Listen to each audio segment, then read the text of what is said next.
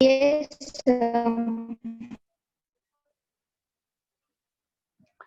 ठीक है, कल जहाँ से छोड़े थे वहीं से शुरू कर रहे हैं। तो हम लोगों ने देखा था फ्लूइड के बारे में। तो फ्लूइड में हम लोग स्टैटिक और डायनेमिक, इस चैप्टर में जो हम फ्लूइड कहेंगे तो लिक्विड ही रिप्रेजेंट कर रहा होगा, यहाँ लिख ही देते हैं। ठीक है, वहीं से शुरू कर रहे हैं। लोगों ने कहा तो फॉर इस चैप्टर, यानी कि इस चैप्टर में फ्लूइड को हम लोग लिक्विड ही मानेंगे, और लिक्विड में एजम्पशन होगा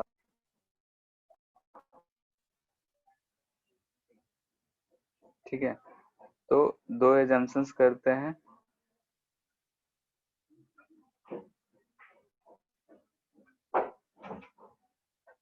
इन इसको छोड़ बाद में लिखेंगे अच्छे से। ठीक है, ये चीज याद रखना है कि इसको हम लोग लिक्विड ही इस टॉपिक के लिए बात कर रहे हैं। ठीक है, तो जो टर्म्स यूज होगा वो चीज हम लोग डिस्कस कर रहे थे। तो पहला टर्म यूज होगा मास, जिसका unit KG. Second term use होगा वॉल्यूम। ठीक है, वॉल्यूम जिसको हम लोग मीटर क्यूब ऐसा यूनिट लिखते हैं, लीटर लिखते हैं, या फिर सेंटीमीटर क्यूब जिसको हम लोग सीसी भी लिखते हैं। तो ये सारे टर्म हमको मिल सकता है इस चैप्टर में देखने को। इसके बारे में भी हम ज्यादा डिस्कशन नहीं करेंगे। थर्ड है डेंसिटी। ठीक है, डेंसिटी को हम लोग रिप्रेजेंट करते हैं रो से, और रो को हम लिखते हैं मास अपॉन वॉल्यूम। ठीक है, मास अपॉन वॉल्यूम, और इसके यूनिट हो जाएगा केजी पर मीटर क्यूब या फिर ग्राम पर सीसी, मोस्टली ये यूज होता है। ठीक है, तो ये डेंसिटी हो गया। एक टर्म यूज करते हैं हम लोग रिलेटिव, जीएम लिखते हैं ग्राम को। ठीक, कहीं कहीं जी भी लिखा हुआ मिल सकता है। ठीक है, कहीं कहीं जीएम मिलता है, कहीं कहीं जी मिलता है, और एमजी भी कहीं मिलेगा तो इसका मतलब हुआ मिलीग्राम, जी मिलेगा तो ग्राम। ठीक है, हम जनरली ग्राम को जीएम लिखते हैं, इसलिए जीएम ही यूज कर रहे हैं, ये भी मिलता है। सेंटीमीटर क्यूब को सीसी बोल सकते हैं। सीसी बोले तो सेंटीमीटर या क्यूबिक सेंटीमीटर इसको पढ़ते हैं हम लोग। ठीक है, सीसी जो लिखा हुआ है इसको पढ़ते हैं क्यूबिक सेंटीमीटर। एक टर्म यूज करते हैं रिलेटिव डेंसिटी। ठीक है, तो रिलेटिव डेंसिटी किसको कहते हैं, बोलो। Density of रिलेशन में object लिखना, respect to water at 40 degrees Celsius. जैसे कि अगर रिलेटिव का बात करें तो अगर बोल रहे हैं density of 2 with respect to 1, ये लिखेंगे density of 2 upon density of 1, इसको बोलेंगे हम लोग रिलेटिव डेंसिटी। एक टर्म यूज होगा स्पेसिफिक डेंसिटी। ठीक है, स्पेसिफिक कहेगा इसका मतलब जो है हमको किसी का ग्रेविटी, किसी, हाँ वही चीज है, डेंसिटी या ग्रेविटी दोनों एक ही चीज में यूज करते हैं। यहाँ पे क्या होगा कि किसी भी मटेरियल का डेंसिटी अगर हम बोल रहे हैं कि material with respect to water, अगर वाटर के रिस्पेक्ट में लिखेंगे तो उसको स्पेसिफिक डेंसिटी लिखते हैं, यानी कि density of material upon density of water. ठीक है, ये चीज रिलेटिव, यानी कि दो चीज को अगर रिलेट कर रहे हो तो रिलेटिव कर देते हैं। मोस्टली अगर वाटर भी रहा तो भी रिलेटिव हम यूज कर सकते हैं, ऐसा नहीं है कि हम यूज नहीं कर सकते।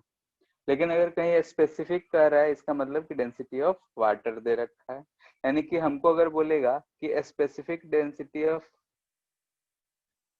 मर्क्यूरी, ठीक है, ये जो दे रखा है बोल रहा है कि स्पेसिफिक डेंसिटी है। ये जो लिखेगा स्पेसिफिक डेंसिटी 13.6, इसका यूनिट कुछ नहीं लिखेगा क्योंकि यहाँ से हमको दिख रहा है कि ये यूनिट लेस है। ठीक है, यूनिट लेस है और ये 13.6। तो हम अगर इस डेंसिटी ऑफ वाटर को अगर हम लिखेंगे कि 1 ग्राम पर सीसी होता है, तो इसके हिसाब से अगर लिखेंगे तो हम डेंसिटी यानी कि एब्सोल्यूट डेंसिटी अगर हम बात करें तो यहाँ पे हम ग्राम पर सीसी एज्यूम करेंगे। ठीक है। तो डेंसिटी ऑफ वाटर जो हम लोग यूज करते हैं 1 ग्राम पर सीसी, या डेंसिटी ऑफ वाटर अगर हम केजी में लेंगे क्या हो जाएगा बोलो, 1000 केजी पर मीटर क्यूब, यानी कि यूनिट में यूज करेंगे तो ये यूज। ठीक है, तो हम कौन सा यूनिट ले रहे हैं उस हिसाब से इसमें हम मल्टीपल कर लेंगे एब्सोल्यूट डेंसिटी के लिए। जैसे ग्राम पर सीसी यूज करेंगे तो डेंसिटी ऑफ मर्क्यूरी 13.6 ग्राम पर सीसी हो जाएगा, और अगर केजी पर मीटर क्यूब में करेंगे तो उससे मल्टीपल कर। क्लियर है? तो हम वाटर का कैसा यूनिट यूज करेंगे उसी हिसाब से इस न्यूमेरिकल वैल्यू को भी हमको यूज करना। ये चीज होता है हमारा स्पेसिफिक डेंसिटी। ठीक है, अब इसी में कुछ जो पुरानी बातें हम लोग यूज करते हैं, तो हम लोग को अगर मान लेते हैं कि किसी कॉम्बिनेशन का डेंसिटी निकालने बोल दिया जाता है, यानी कि डेंसिटी ऑफ कॉम्बिनेशन, ये सब छोटे छोटे बात है जो यूज हो सकता है, इसलिए हम पहले इसको डिस्कस कर ले रहे हैं, ये कोई टॉपिक नहीं है। ठीक है, यानी कि मिक्सचर हम बोल सकते हैं, कॉम्बिनेशन या फिर मिक्सचर। ठीक है, तो हम केस दे रहे हैं, केस 1 यानी कि two mixture with same mass, 2 substance का मिक्सचर है विथ सेम मास। ठीक है, सेम मास मिक्सचर है। ठीक है, तो अगर ऐसा है तो हमारा इसका डेंसिटी कितना होगा। ठीक है, कि हम 2 सब्सटेंस को मिक्स कर रहे हैं, कोई भी हम मान लेते हैं कि इसमें कोई ए लिक्विड है और इसमें है कोई बी लिक्विड। ठीक है, यहाँ पे बोल रखा है कि दोनों का मास सेम है, तो इसका भी मास सेम है, इसका भी मास एम ही है। इसका density rho A, volume V A, इसका डेंसिटी रो बी, वॉल्यूम, लेकिन दोनों का मास जो है वो सेम है, कि सेम मास रेशियो में दे रखा है, सेम मास में हम लोग इसको मिक्स कर रहे हैं। हो सकता है कि इसको रेशियो वाइज कर दे तो प्रोसेस सेम होगा, हम सेम मास लेके कर रहे हैं, कैसे करेंगे इस चीज को सॉल्व करना होगा। तो हमारा मास सेम, तो मिक्सचर, तो अगर हम रो मिक्सचर लिखेंगे क्या हो जाएगा, रो होता है मास अपन वॉल्यूम, तो total mass upon by VA plus VB. ठीक है, देखते हैं क्या आता है। तो यहाँ पे क्या आ जाएगा, m plus m total mass हो जाएगा, नीचे Va प्लस Vb, यानी कि आ जाएगा हमारा, एक्चुअली में मास तो हमको दिया नहीं रहता है, सेम मास बोला है तो उसको डेंसिटी के फॉर्म में ही रखेंगे, तो 2m by Va plus Vb, और सेम मास बोला है तो मास हमको दिया नहीं होगा, तो इस मास को हमको रिप्रेजेंट चेंज करना पड़ेगा डेंसिटी और Va के टर्म में। ठीक है, तो हम मास को कैसे लिख सकते हैं बोलो, To VA. m to Rho rho A A into into VA या फिर rho B into VB. Equal to row B into V. ठीक है, ये लिख सकते हैं। तो मोस्टली जगह हम इसको यूज करते हैं, तो यहाँ से m की जगह 2 rho A V A upon V A plus V B use कर सकते हैं, या 2 rho B V B upon V A plus V B use कर सकते हैं, या फिर m प्लस m है तो rho A V A plus rho B V B upon V A plus V B use कर सकते हैं। ठीक है, यहाँ से देखो अगर डेंसिटी सेम रहता तो Va plus V B cancel out हो जाता। ठीक है, डेंसिटी सेम ही रह जाता, तो ये हम रो मिक्सर अगर हम सेम मास को मिक्स कर, अलग अलग रेशियो दिया रहता तो यहाँ पे m1 m2 लिख देते। ठीक है, अगर ये m1 और m2 अलग अलग होता तो यहाँ पे m1 और यहाँ पे m2 लिख देते, तो फिर वैसे ही हम लिख लेते, तो m1 m2 rho A V Y plus rho two V two हो जाता। ठीक है, तो अगर हम मास में मिक्स कर रहे हैं m1 होता है, ये m2 होता, तो यहाँ पे m1 यहाँ पे m2 कर देते।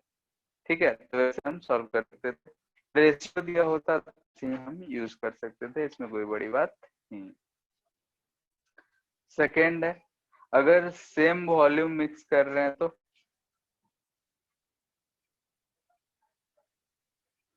यानी कि दो लिक्विड है उसका सेम सेम वॉल्यूम को हम मिक्स कर दिए, क्या हो? रो A plus rho B. Row A plus rho B आ रहा है, देखो ठीक है, हम वाले क्वेश्चन डायरेक्टली को कर रहे ऐसे हैं। इक्वेट कर दिया, पूरा नहीं लिखा हूँ। ठीक है, rho B B B and M B, ये हमको दे रखा है। बोल रहे हैं कि हम सेम वॉल्यूम को मिक्स कर रहे हैं, तो रो मिक्सचर जो होगा टोटल मास, यानी M A plus M B by V A plus V B, यही होगा। तो M A plus M B upon, ठीक है, सिर्फ डेंसिटी के टर्म में भी एक भी बताते हैं, ठीक है। तो यहाँ M A plus M B by V A plus V B है, वी ए वी बी दोनों का सेम है, तो वी ए कितना लिख सकते हैं, V A equal to rho A plus rho B, sir rho A plus rho B by 2। ठीक है। एक चीज और ऊपर ठीक है यहाँ, ठीक है, उस पे आते हैं। जैसे कि अगर हमको यहाँ पे हम V A V B M के टर्म में लिखे हैं, सिर्फ रो के टर्म में कितना आएगा, ओनली अगर रो दे रखा हो तब, वी ए वी बी भी नहीं दिया हो, आते हैं उस पे। Plus rho B by 2। ठीक है, हम सिर्फ रो के टर्म में निकालेंगे, ठीक है। सेम वॉल्यूम मिक्सचर है, यानी कि दे रखा है कि वी ए जो है इक्वल टू वी बी है, तो हम इसको क्या लिख सकते हैं, वो एम ए को क्या लिख सकते हैं, rho A by V A plus, नहीं rho A V B plus rho B V B divided by V A plus V B, ठीक है। और वी ए और वी बी जो है दोनों सेम है, तो यहाँ से हमको दिख जा रहा है रो A plus rho B by 2, ठीक है, ये दोनों आपस में सेम है, ये आ गया। तो इस केस में रो मिक्सचर जो आया रो A plus rho B by 2 आया, ठीक है। ऐसे ही इस केस में फाइंड करो कि सिर्फ रो के टर्म में कितना आ जाएगा, ठीक है, मास सेम है तो रो के टर्म में सिर्फ, तो इस इक्वेशन से हम वी ए वी बी को रिप्लेस कर देंगे, तो देखो यहाँ पे क्या आ जाएगा, ये भी सही है लेकिन वॉल्यूम के टर्म में, 2 into 1 by तो rho rho a plus 1 by rho b. ठीक है, 2m रो ए क्या लिख सकते हैं हम यहाँ को, एम बाई वी ए लिख सकते हैं एम बाई रो ए, और इसको भी लिख सकते हैं हम एम बाई रो बी, यानी कि एम एम कटता हुआ दिख रहा है, ये 2 rho A rho B by rho A plus rho B दिख रहा है। सिर्फ डेंसिटी, यानी कि हमको मोस्टली डेंसिटी दे रखे होगा और बोलेगा हम सेम मास मिक्स कर रहे हैं, तो मिक्सर का डेंसिटी जो हो जाएगा 2 rho A rho B by rho A plus rho B. अगर सेम वॉल्यूम मिक्स कर रहे हैं तो rho A plus rho B by 2। ऐसे कभी होगा कि एक का 3 वॉल्यूम यूज कर रहे हैं, एक का 4 वॉल्यूम यूज कर रहे हैं, तो वैसे तो सेम मास को इक्वेट है, मास बाई, यानी कि जो मिक्सचर होगा उसका total mass by total volume ही हमको करना है किसी भी केस के लिए। अलग अलग रेशियो दे रखा होगा तो ये दो स्टैंडर्ड वैल्यू है कि सेम मास में हम मिक्स कर रहे हैं या सेम वॉल्यूम मिक्स कर रहे हैं, तो उसके लिए जो मिक्सचर का डेंसिटी आएगा ये आएगा किसी भी दो सब्सटेंस, ठीक है। तो ये डेंसिटी था हमारा, डेंसिटी है, डेंसिटी का यूनिट देख लिया हम लोग। इसके बाद एक टर्म हम लोग यूज करेंगे प्रेशर, ठीक है, एक टर्म यूज करेंगे प्रेशर। प्रेशर क्या होता है बोलो तुम लोग, पी से लिखते हैं force per unit force per area. unit area. Upon area, ठीक है। हम लोग प्रेशर को ये बोलते हैं कि फोर्स पर यूनिट एरिया जो होता है किसी भी सरफेस के लिए वो प्रेशर होता है, ठीक है। तो अगर हम ये जानते हैं कि फोर्स पर यूनिट एरिया को हम प्रेशर बोलते हैं, प्रेशर जो होता है हमारा स्केलर क्वांटिटी होता है, एफ जो है वेक्टर क्वांटिटी है, एरिया को स्केलर और वेक्टर दोनों मानते हैं हम लोग। इसका यूनिट हम लोग पास्कल, एटीएम एटमॉस्फेरिक प्रेशर बोलते हैं, बार या एमएम ऑफ और एचजी या सेंटीमीटर ऑफ HG एचजी, ये सब और यूज करते हैं। टॉर भी यूज करते हैं, तो टॉर मोस्टली गैसेस में यूज होता है। तो यहाँ हम लोग मोस्टली जो यूज करेंगे एटीएम, पास्कल और ये यूज करते हैं, millimetre of Hg, CM of Hg. ठीक है, टॉर भी होता है,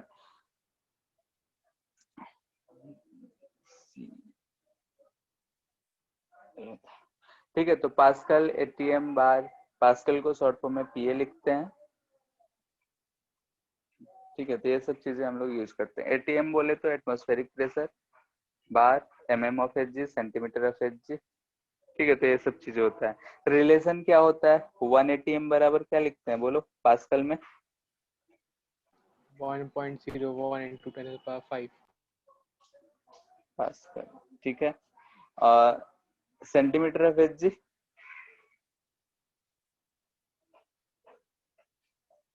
76 सेंटीमीटर ऑफ, 76 और एमएम में लिखते हैं तो 760 हो जाता है। ठीक है, तो मोस्टली हम लोग ये यूनिट यूज करेंगे। ठीक है, ये था डिफिनेशन फोर्स पर यूनिट बोले, तो यहाँ से हमको बोलना है कि कौन सा करेक्ट है।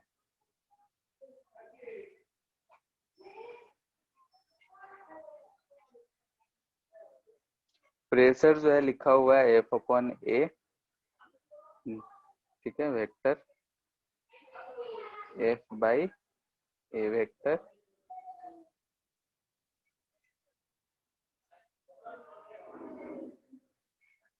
F perpendicular to area upon A का magnitude, F perpendicular upon A vector, F perpendicular upon area perpendicular to force. इन सब में कौन कौन सा सही है, कौन कौन सा गलत है स्टेटमेंट? फोर्स अपॉन एरिया सब में है, फोर्स पर यूनिट एरिया सब केसेस में है, पर सही कौन सा है?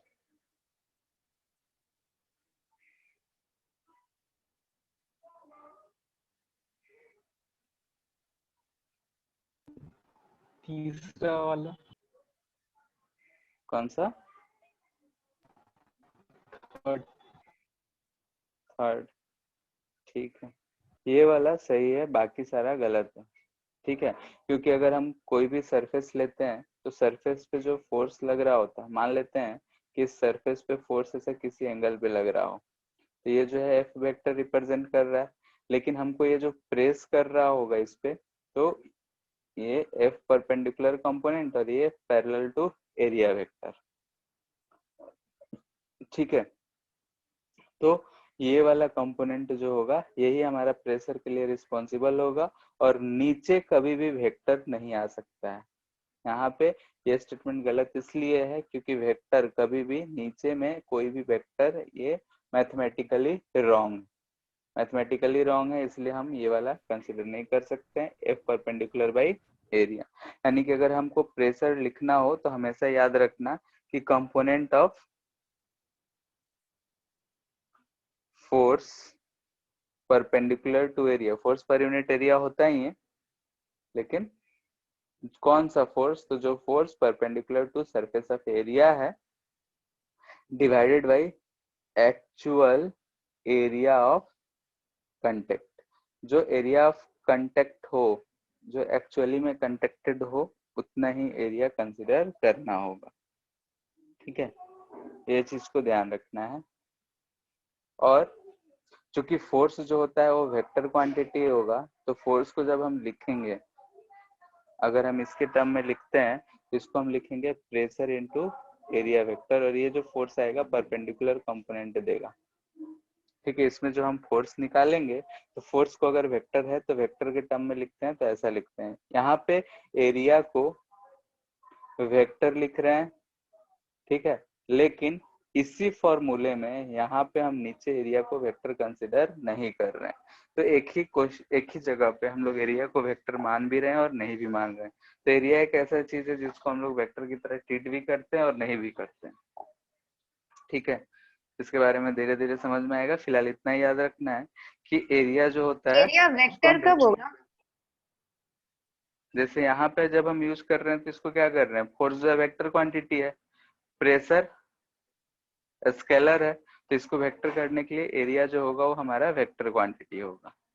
ठीक है, और यहाँ जब भी हम एरिया का जो डायरेक्शन लेते हैं, ये अगर हमारा सरफेस है तो एरिया का डायरेक्शन हमेशा सरफेस से परपेंडिकुलर टू द सरफेस होगा।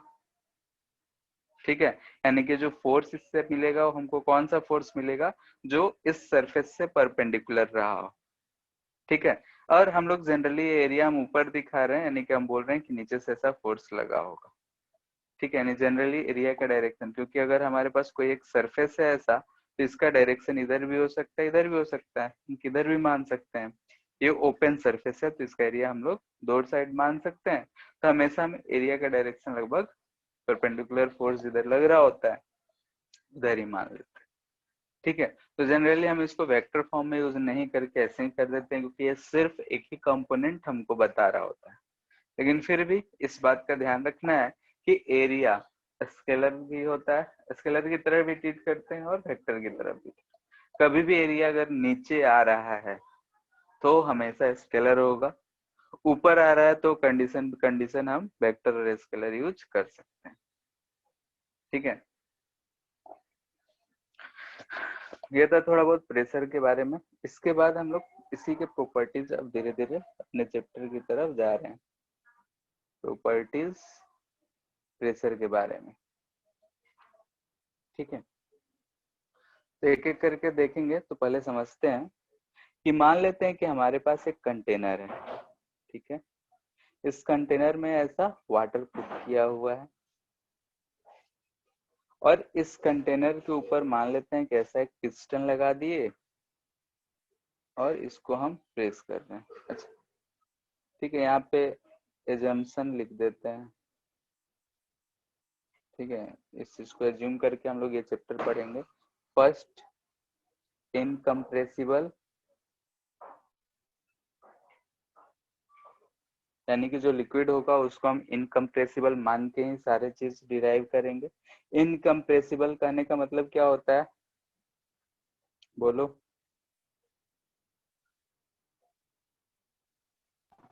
जिसका वॉल्यूम नहीं रिड्यूस कर सकते हैं हम लोग फोर्स अप्लाई कर। ठीक है, वॉल्यूम हम नहीं चेंज कर सकते। जैसे गैसेस है उसको हम कंप्रेस कर सकते हैं, या लिक्विड का बात कर रहे हैं तो उसको हम लिक्विड में अगर कंप्रेसिबल हो भी रहा हो तो हम यहाँ पे इनकम्प्रेसिबल ही माने हैं, यानी कि वॉल्यूम हम इसका चेंज नहीं कर सकते हैं। मास तो जो गिवन होगा वही होगा, यानी कि हम इसका बोल रहे हैं कि डेंसिटी जो रहेगा वो कांस्टेंट रहेगा। ठीक है,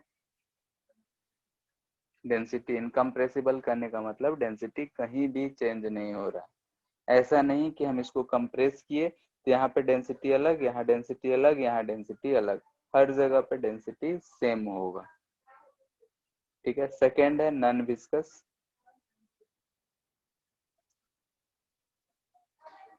ठीक है, नॉन विस्कस कहने का मतलब ये हुआ कि ये जो है, मान लेते हैं कि ऐसा कंटेनर है, इसमें से ऐसा पानी जो जा रहा था इस कंटेनर से नहीं चिपकेगा, सीधा सीधा ये चल जाएगा। हनी जो होता है वो बहता है तो देखोगे कि वो सरफेस पे ज्यादा चिपकते हुए चलता है, तो उसको हम लोग बोलते हैं विस्कोसिटी उसका ज्यादा है, यानी वो ज्यादा ही विस्कस है। लेकिन वाटर जो होता है उसके कंपैरिजन में बहुत कम विस्कस होता है। तो ये दो हमको एजम्पशंस इस चैप्टर में मान के सारे कहानी करनी है। ठीक है, ये छोटा सा था, बार बार भूल जाते हैं इसलिए लिख दिए। अब जैसे हम प्रॉपर्टीज ऑफ प्रेशर के ही पे आ रहे हैं कि क्या क्या प्रॉपर्टीज हो सकते हैं। तो जैसे हम इसको यहाँ से प्रेस कर रहे हैं और हम इसके अंदर एक ऐसा सरफेस मान लिए। ठीक है, लिक्विड के अंदर ही ये एक सरफेस है, तो इस सरफेस को अगर हम ऐसे बाहर निकाल रहे हैं, तो इस सरफेस अगर हम प्रेस कर रहे हैं, इनकम्प्रेसिबल है, तो चारों तरफ से मूव नहीं कर रहा होगा। यानी कि हम इसको ऐसे बाहर निकाल के देख रहे हैं कि हमारा लिक्विड का ही सरफेस है। ठीक है, कुछ नहीं है, उसी में हम एक सरफेस एज्यूम करे हैं, इसमें कहीं भी मोशन नहीं है। ठीक है, किसी भी जगह पे मोशन नहीं है। ठीक है, अगर इसमें मोशन नहीं है, इसका मतलब ये हो रहा है कि इस पे जो प्रेशर लग रहा होगा, यानी कि फोर्स जो लग रहा होगा प्रेशर में, ठीक है, ऐसा, यानी कि इस डायरेक्शन से, इस डायरेक्शन से ऐसा फोर्सेस लग रहे होंगे, ठीक है। और फोर्स ऐसा लग रहा होगा कि एफ नेट जो होगा वो 0 होगा, यानी कि हॉरिजॉन्टल वाला फोर्स हॉरिजॉन्टल वाले को, वर्टिकल वाला फोर्स वर्टिकल वाले को, और सारे के सारे फोर्सेस दिख रहे हैं कि सरफेस के परपेंडिकुलर लग रहे हैं। सिमिलरली अगर हम ऐसा मानते, किसी में एक गोलाकार शेप मान लेते हैं कि ये शेप हमारा ऐसा है, ये पानी का, तो इस पे अगर हम फोर्स का बात करें, ये अगर गोलाकार शेप है, पानी का जो गोला है, इस पे जो फोर्स लग रहा होगा चारों तरफ से ऐसा लग रहा होगा, और वो परपेंडिकुलर टू सरफेस, यानी कि बाकी का जो पानी है इस पे ऐसा फोर्स लगा रहा होगा, ठीक है। यानी कि अगर हम इनसाइड वाटर कोई सा भी पार्ट पे देख रहे हैं, यहाँ पे देखे या फिर इसके वॉल्स पे देखे, ये जो पानी इधर की तरफ फोर्स लगा रहा होगा, हर जगह हम देख रहे हैं कि फोर्सेस जो है परपेंडिकुलर टू द सरफेस, ठीक है। यानी कि यहाँ पे हमको दिख रहा है कि forces are perpendicular to surface, ठीक है। तो इसी वजह से हम लोग लिक्विड में फोर्स के बारे में बात नहीं करके प्रेशर के बारे में बात करेंगे। This implies that we talk about pressure, ठीक है। कहीं भी कोई भी ऑब्जेक्ट होगा उस पे मोस्टली प्रेशर के बारे में होगा, फोर्स लिखेंगे तो एरिया से मल्टीपल करके फोर्स फाइंड कर सकते हैं, फोर्स होगा परपेंडिकुलर टू सरफेस, ठीक है। तो ये चीज अगर हम लोग देख रहे हैं तो ये एक केस है कि अगर प्रेशर, ठीक है, और ये प्रॉपर्टीज जो है यहाँ पे एसटीडी स्टेट के लिए ही है, एस्थेटिक के लिए, ठीक है, एस्थेटिक कंडीशंस के लिए। डायनेमिक होगा तो देखेंगे आगे चल के थोड़ा सा डिफरेंस क्या आएगा क्या नहीं आएगा, ठीक है। तो हम लोग यहाँ पे इसीलिए प्रेशर के बारे में ही बात करते हैं, ठीक है। Second,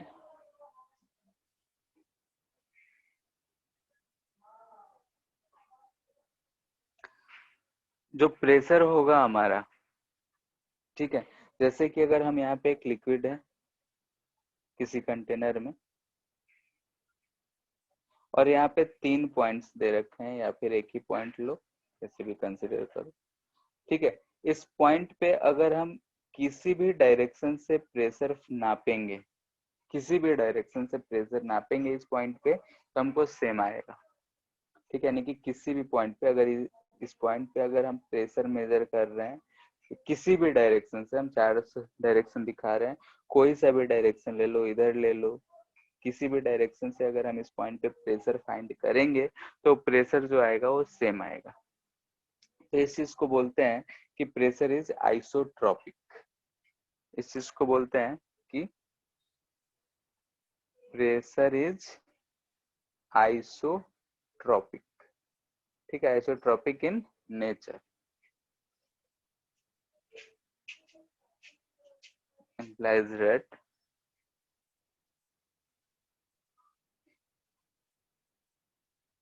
pressure at a point will be same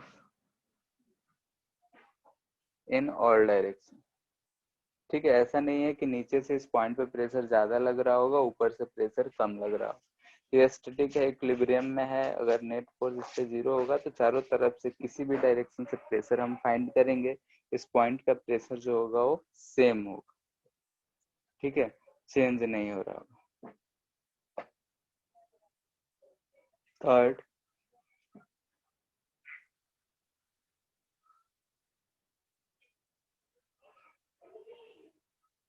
ठीक है, और ये प्रेशर जो है, यानी कि ऊपर वाला पे हमको यहाँ पे लिख लेते हैं कि pressure is perpendicular to surface. कैसा भी हम सरफेस चूज करें, ठीक है, तो जो प्रेशर लग रहा होगा वो परपेंडिकुलर टू सरफेस लग रहा होगा, ठीक है, तो ये दो प्रॉपर्टीज हम लोगों ने देखा कि अगर जो प्रेशर लग रहा है पानी का वो किसी भी सरफेस से परपेंडिकुलर लग रहा है, दूसरा किसी भी पार्टिकुलर पॉइंट पे जो अगर हम प्रेशर फाइंड करेंगे किसी डायरेक्शन से फाइंड करेंगे, प्रेशर P है तो उस पॉइंट पे चारों डायरेक्शन से प्रेशर P ही होगा। ठीक है, और अगर हम बात करते हैं कि अगर हम कोई भी एक कंटेनर ले रखे, कंटेनर में ऐसा पानी रखे हैं, यानी कोई भी लिक्विड है, ठीक है, लिक्विड का डेंसिटी रो है और ये हाइट h। तो अगर हम इस सरफेस पे, इसके जो निचला सरफेस है उस सरफेस पे प्रेशर फाइंड करेंगे तो क्या मिलेगा, यानी कि इस सरफेस पे pressure due to liquid, liquid की वजह से हमको क्या मिलेगा, यानी कि हम P बोल रहे हैं।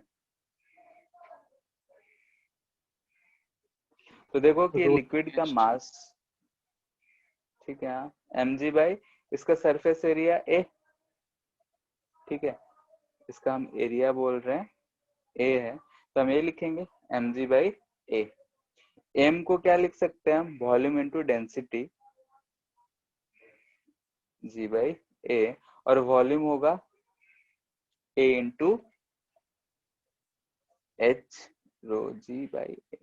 A से A गया यानी कि रो आ गया हमारा, रो P आ गया रो जी एच।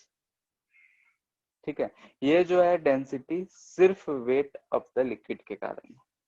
ठीक है, लेकिन अगर हम जानते हैं यहाँ पे कि ऊपर से ऐसा प्रेशर एटमॉस्फेयर भी लगा रहा होगा, पी नोट जिसको बोल रहे हैं एटमॉस्फेरिक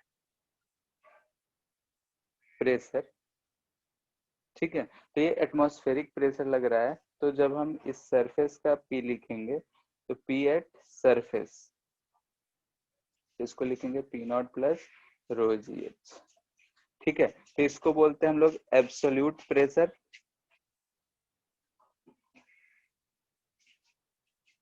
और इसको बोलते हैं हम लोग गेज प्रेशर। ठीक है, जब हम एटमॉस्फेयर को कंसिडर नहीं कर रहे हैं, सिर्फ लिक्विड के कारण आ रहा है, तो इसको बोलते हैं गेज प्रेशर। और अगर हम इसको भी कंसिडर करके टोटल नेट प्रेशर फाइंड कर दिए तो इसको बोलते हैं हम लोग कि ये है हमारा एब्सोल्यूट प्रेशर। यहाँ हम पी नॉट प्लस रोजीएस क्यों किए हैं, क्योंकि एक प्रॉपर्टी हम लोग आगे भी देखेंगे कि जो प्रेशर होता है यूनिडायरेक्शनली इस पॉइंट से अगर हम लगाए हैं तो यहाँ तक वो वैसे ही फ्लो कर जाता है, क्योंकि प्रेशर यूनिडायरेक्टली फ्लो करता है। ठीक है, पास्कल लॉ से उसको पता चलता है, पास्कल लॉ पढ़े होगे, ठीक है, 9th क्लास में था पास्कल लॉ, तो हम थोड़ा सा भी बता दे रहे हैं, फिर से हम लोग पढ़ेंगे उसको कि प्रेशर अगर हम किसी भी पॉइंट ऑफ पे लगाते हैं, यानी किसी भी एक पॉइंट पे प्रेशर अगर हम लगाते हैं तो यूनिडायरेक्शनली जो होता है फ्लो करता है, यानी कि यहाँ पे अगर हम P बड़ा लगाए होंगे तो P यहाँ भी लगा होगा, यहाँ भी लगा होगा, यहाँ भी लगा होगा, यहाँ भी, हर जगह पे लगा होगा, तो उस जगह उस चीज से हम यहाँ पे P not plus rho G H बोल दे रहे हैं। ठीक है, ये बताने का रीजन ये था। खैर ये चीजें हम आएंगे फिर से, फिलहाल हम आते हैं यहाँ पे rho equal to rho G H. तो हमको दिख रहा है कि जो डेंसिटी है रो, इसका डेंसिटी है, ये जो प्रेशर है डेंसिटी पे डिपेंड कर रहा है, जी पे डिपेंड कर रहा है, और वनले हाइट पे डिपेंड कर रहा है। नीचे वाला सरफेस कैसा है क्या है उससे कोई फर्क नहीं पड़ रहा है। इसका मतलब ये हुआ कि अगर हम यहाँ पे कंटेनर है, इसमें अगर हम लिक्विड पुट कर रहे हैं, ठीक है, तो अगर हम सेम हॉरिजेंटल लेवल पे 3 पॉइंट ले लें ए बी सी, जो कि तीनों यहाँ से h हाइट नीचे है, तो प्रेशर एट ए जो होगा, प्रेशर एट बी होगा, प्रेशर एट सी होगा।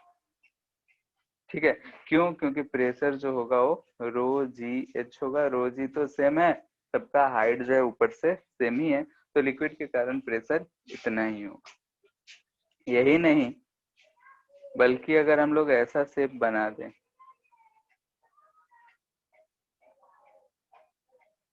ठीक है,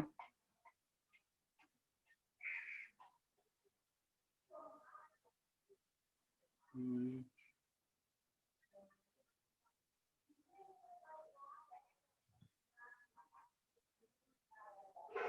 है, चलो इतना ही लेते हैं। तो एक इसमें और डिजाइन अगर बना सेम दीजिए।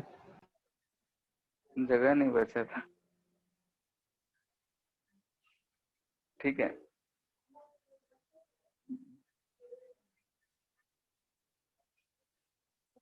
मान लेते हैं कि ऐसा पानी भरा हुआ है, सब में हाइट h ही है, और हमसे कहा जाए कि इन सब पॉइंट्स पे, जैसे ये point A B C D, या फिर यहाँ पॉइंट ले लो, ज्यादा अच्छा रहेगा समझने में, ठीक है। A B C D, A B C D points पे अगर हमको प्रेशर का बोला जाए, तो अगर सेम हाइट है, शेप कैसा भी रहे उससे कोई फर्क नहीं पड़ता है, ये सेम हॉरिजेंटल लेवल पे है, तो हम बोलेंगे pressure at A equal to pressure at B equal to pressure at C equal to pressure at D. यानी कि शेप पे डिपेंड नहीं करता है, जो प्रेशर होगा वो हर जगह सेम ही हो, ठीक है। यानी कि इसको बोल सकते हैं कि प्रेशर, ठीक है। यहाँ पे हम एक्सेलरेशन नहीं माने हैं, एक्सेलरेशन मानेंगे तो उसका आगे चल के बताएंगे तुम लोग को। तो यहाँ पे pressure is uniform on a horizontal surface,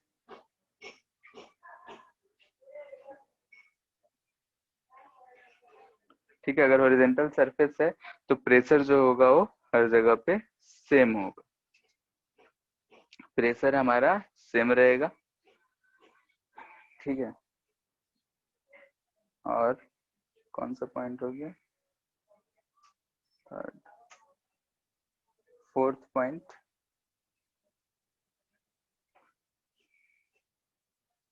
pressure applied at a point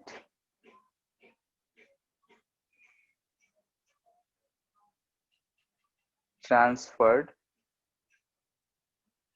unidirectional to each part of liquid, ठीक है। each part of liquid पे undirectional, डायरेक्शनल, ठीक है। अनडायरेक्शनल यानी किसी डायरेक्शन को चिंता किए बगैर वो हर पॉइंट पे ट्रांसफर हो जाता है, ठीक है। और इसी चीज को बोलते हैं हम लोग पास्कल लॉ, ठीक है। कहने का मतलब ये है, पास्कल लॉ तुम लोग को इस चीज से याद आ जाएगा,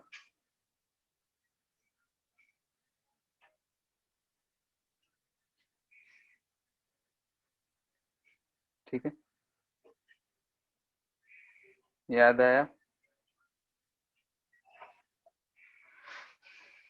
अगर हम यहाँ पे कुछ फोर्स लगा रहे हैं, ठीक है, यहाँ पे अगर हम कुछ भी फोर्स लगाएं इसको, यानी कि इस पॉइंट पे अगर हम प्रेशर बढ़ाएं, मान लेते हैं कि प्रेशर ही के टर्म में बात कर रहे हैं, तो इस पॉइंट पे अगर हम प्रेशर लगाए हैं तो ये प्रेशर जो होगा हर जगह पे उतना ही बढ़ा होगा। यानी कि अगर हम इस डायरेक्शन में बात कर रहे हैं तो प्रेशर जो है हर जगह में बढ़ते गया होगा, और यहाँ पे भी जो प्रेशर बढ़ा होगा वो पी इंक्रीज करा होगा। यानी कि हम पी से इसको इंक्रीज कर रहे हैं तो उतना ही प्रेशर यहाँ भी इंक्रीज करा होगा। वही नहीं, इस सरफेस, इस वाल पे हर जगह जो प्रेशर है इस पे अनडायरेक्शनल, डायरेक्शन का चिंता किए बगैर हर जगह पे प्रेशर पी बढ़ गया होगा, ठीक है। यानी कि पास्कल लॉ यही कहता है कि pressure applied at a point, यानी कि किसी भी पॉइंट पे हम प्रेशर अगर लगा रहे हैं तो जो प्रेशर है इन अनडायरेक्शनल यानी डायरेक्शन का चिंता किए बगैर हर जगह पे वो उतना ही बढ़ जाता है। जैसे कि अगर हम ऐसा सिर्फ लिक्विड रखे थे, यहाँ से हम ऊपर से अगर पी नॉट प्रेशर अप्लाइड किए तो ये पी नॉट जो है यहाँ पे भी लग रहा होगा, पी नॉट प्लस में इसका जो वेट के कारण आया रो जी एच तो लग रहा होगा। तो इस चीज को बोलते हैं होगा, लग रहा।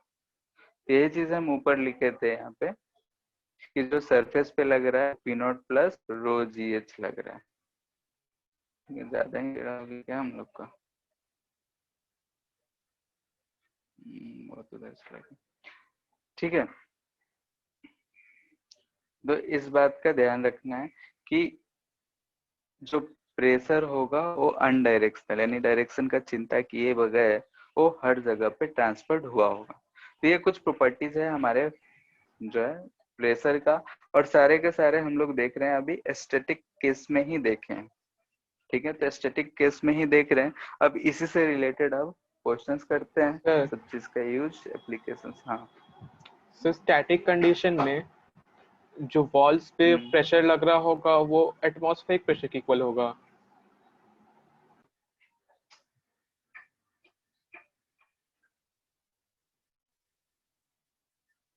यहाँ pressure P not atmospheric pressure, अगर हम यहाँ पे इस पॉइंट पे प्रेशर का बात करेंगे, ठीक है, तो ये हाइट h होगा, तो इस पी नॉट के कारण वो पी नॉट तो होगा ही, साथ में ये h हाइट है तो प्लस रो जी एच कहेंगे, इतना लग रहा होगा। इस सरफेस पे कहीं भी इस पॉइंट पे इतना ही प्रेशर होगा।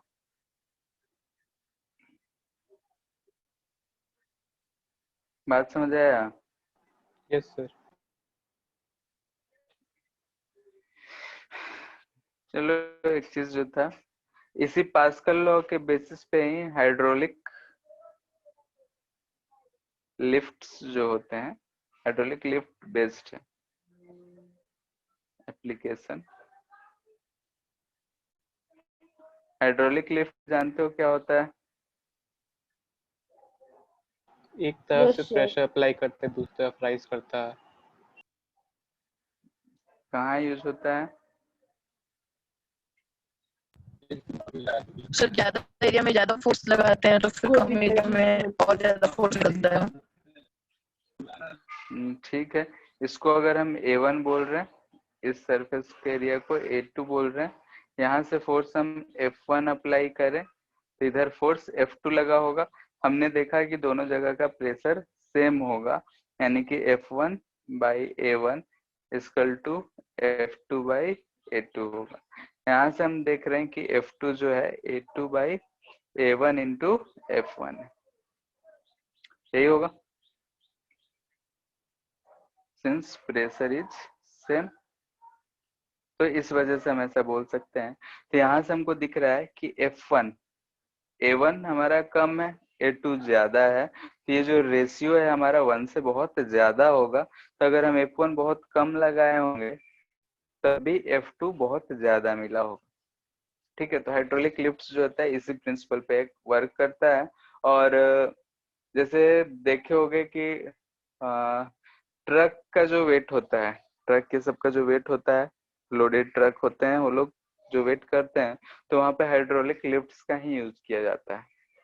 या फिर आजकल जो ट्रक का जो पीछे डाला होता है, या फिर ट्रैक्टर का पीछे जो कैरियर वाला होता है, तो उसको उठा के गिराते हैं, तो भी हाइड्रोलिक लिफ्ट्स के सहारे से उठाते हैं। ठीक है, और ट्रक वाला जो है देखे होगे कि रोड से जा रहे होगे तो धर्म कांटा दिखता होगा। ठीक है, यस सर, ऐसा कभी पढ़ा है दिखा एक है? बार। बताएं तो वहीं पे ही। अच्छा 9th में तो तुम थे ही, तो पढ़े ही थे। ठीक है, तो वहीं यस पे सर। ये हाइड्रोलिक लिफ्ट यूज करते हैं, तो वही चीज है, तो इसलिए हम यहाँ पे ज्यादा डिस्कशन नहीं कर रहे हैं। हाइड्रोलिक लिफ्ट में एप्लीकेशन होता है इसका। सेकेंड हम बोल सकते हैं जो हमारा हाइड्रोलिक ब्रेक्स होता है, बाइक में या कार में यूज होता है हाइड्रोलिक ब्रेक्स। ठीक है, तो उसमें यानी कि जो डिस्क ब्रेक आजकल आ रहा है ना, डिस्क ब्रेक, तो उसमें यही चीज यूज होता है। होता क्या है कि हमारा ये डिस्क होता है ऐसा, इसके अबाउट में ऐसा कुछ ऐसा लगा होता है ना, और यहाँ से जो वायर, इसमें वायर डालते हैं जिसको हम लोग ब्रेक वायर बोलते हैं। तो ब्रेक वायर जो है फ्लूइड की तरह काम करता है। इस सरफेस को अगर हम यहाँ बना रहे हैं तो ऐसा हमको दिखेगा। ठीक है, ऐसा कुछ रहता है, यानी कि इसका एरिया हमको इतना दिख रहा है, और यहाँ से ऐसे करके ये पतला सा वायर, ब्रेक वायर वाला पातदार गया रहता है। इधर मान लेते हैं, चलो थोड़ा सा साफ बनाने का कोशिश करते हैं, जब बना ही रहे हैं तो। ये हमारा डिस्क हो गया जिस पे ब्रेक लगाना है। इसके दोनों साइड ऐसा से चिपकने वाला रहता है, कि दोनों आपस में चिपक जाता है, ऐसा ऐसे सिलेंड्रिकल शेप का ही रहता है। ये ऊपर जाके ऐसा वायल गया होता है, इसमें एक पिस्टन लगा होता है और ये पिस्टन यहाँ ब्रेक से लगा होता है, ठीक है। और इसमें वायल, इसको बोलते हैं हम लोग ब्रेक वायल। ये हो गया डिस्क, ठीक है। अब क्या होता है, इसमें भी हम फ्लूइड भरा हुआ है और इस फ्लूइड के कारण इस पे ये चिपक जाता है। तो जैसे ही हम ब्रेक लगाए तो यहाँ पे कुछ मैकेनिज्म होता है, इससे थोड़ा सा ब्रेक लगाएंगे तो यहाँ का एरिया कम है, हम फोर्स कम लगाए होंगे। यहाँ एरिया ज्यादा है तो यहाँ पे फोर्स ज्यादा लगा होगा और ये जो है दोनों इसको चिपक ले, ठीक है। तो उसको कस के पकड़ लेता है तो ब्रेक लग जाता है। तो इसी बेसिस पे हाइड्रोलिक ब्रेक यूज होता है, ठीक है। एक चीज और कि इसमें जो है ऐसा छेद क्यों दिया रहता है, देखे होगे कि इसमें ऐसा छेद भी रहता है, ठीक है। तो बहुत लोग बचपन में हम ही खुद सोचते थे शुरू में कि इसमें कुछ ऐसा निकला हुआ रहता होगा और ये डिस्क है तो इसमें जाके फंस जाता है, ठीक है। तो हम खुद सोचते थे और ऐसा ठीक है कि हम ब्रेक लगाते हैं तो ऐसा होता है, तो ऐसा कुछ नहीं होता है। वैसा होगा तो मुहार टूट जाएगा, ठीक है। ये जो गैप दिया हो रहता है वो इसका फ्रिक्शन को थोड़ा सा रिड्यूस करने के, यानी कि बीच में एयर से प्रेशर जो है थोड़ा सा खाली मिलेगा तो वहां पे जो है अप्लाइड जो प्रेशर है कम होगा, उसलिए ये दिया रहता है। अप्लाइड प्रेशर कम करने के लिए मतलब कि अगर जब हम ब्रेक लगाएं तो एक ही जगह पे ना रुक जाए, ठीक है। यानी कि ब्रेक लगा फिर छूटा तो कुछ झटका दे दे के रुकता है। तो देखे होगे कि ब्रेक अगर हम लगाते हैं तो झटक झटक के रुकता है लेकिन तुरंत रुक जाता है। तो रीजन यही होता है कि इसको ऐसा देने का, कि जब यहाँ पे चपा होगा दोनों ब्रेक तो बीच में स्पेस खत्म हो गया, तो जो अप्लाइड प्रेशर है कम एरिया पे लगा है, कम एरिया पे लगा है इसका मतलब कि फोर्स कम लगा होगा। तो फोर्स ज्यादा कम ऐसे लगते रहता है, तो इसलिए एक ही जगह पे नहीं रुक के कुछ दूर चल के रुकता है। एक ही जगह रुकेगा तो समझ सकते हो क्या होगा, आगे की तरफ मुंह हाथ टूट जाएगा। बात समझ में आया? ठीक है, ये बात समझ आया हाइड्रोलिक ब्रेक कैसे वर्क करता है। और ये जो बीच में हम लोग डिस्क ब्रेक में गैप जो दिए रहते हैं वो क्यों दिए रहते हैं, बोलो। Yes sir. ठीक है, बाकी लोग को नहीं आया? ऐसा साइकिल में होता था। बाइक में लगा होता है ना डिस्क ब्रेक, बाइक में होता है, आजकल कार्स में भी आने लगा है।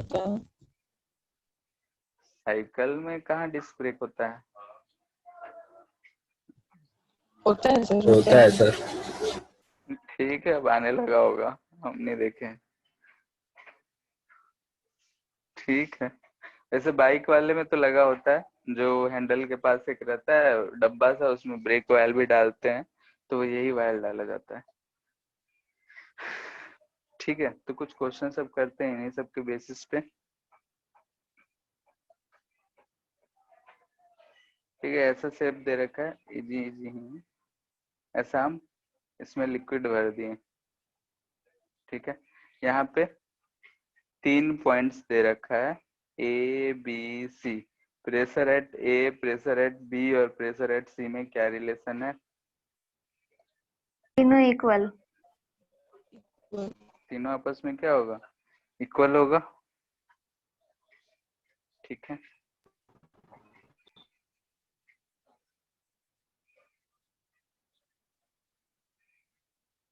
इक्वल।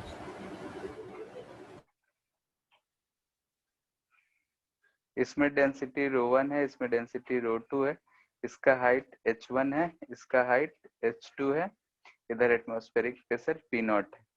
इस पॉइंट ए पे और पॉइंट बी पे प्रेशर एट पॉइंट ए क्या होगा और प्रेशर एट पॉइंट बी क्या होगा?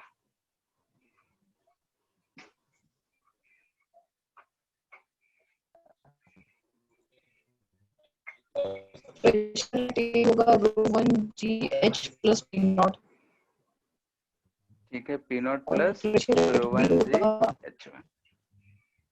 H, और पी ए दूसरे वाले में प्लस, जो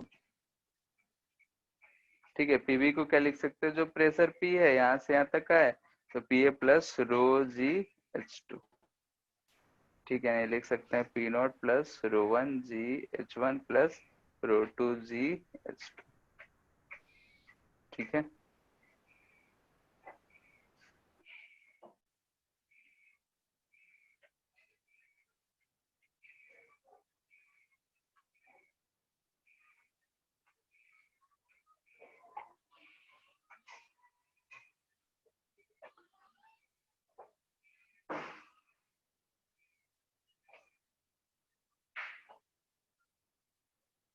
pressure at B minus pressure at A क्या होगा?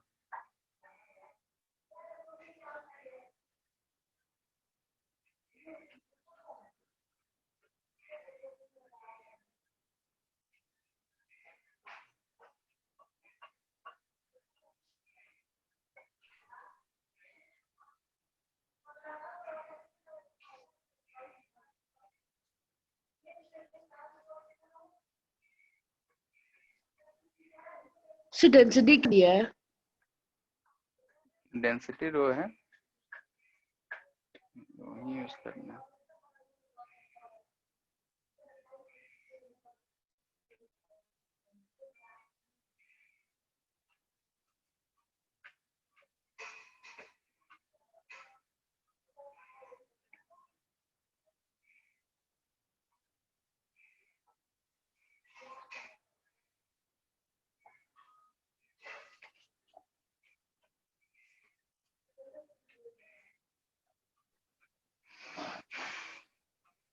से रो रो ही है, उसी के टर्म में लिखना है। से 8 ठीक है, रो दोनों 8 रो 8 रो एल के टर्म में लिखना है ना, एल के टर्म में आएगा। ऐसा ये 2 पॉइंट्स देने के लिए हम ये लाइन ड्रॉ किए हैं, ऊपर नीचे दोनों सेमी लिक्विड है, तो ऐसा है। ठीक है, ये पॉइंट ए है, ये पॉइंट बी है, तो हम इस पॉइंट का जो अगर प्रेशर निकाल लेंगे तो प्रेशर एट सी जो होगा प्रेशर एट बी होगा। ठीक है, तो यहाँ का प्रेशर बी है, तो यहाँ का प्रेशर हम क्या बोल सकते हैं, तो पी ए प्लस ये डिस्टेंस एल है, ये एंगल 53 डिग्री है, तो हम लिख सकते हैं P rho 6 rho P A plus rho G L cos 53 degree.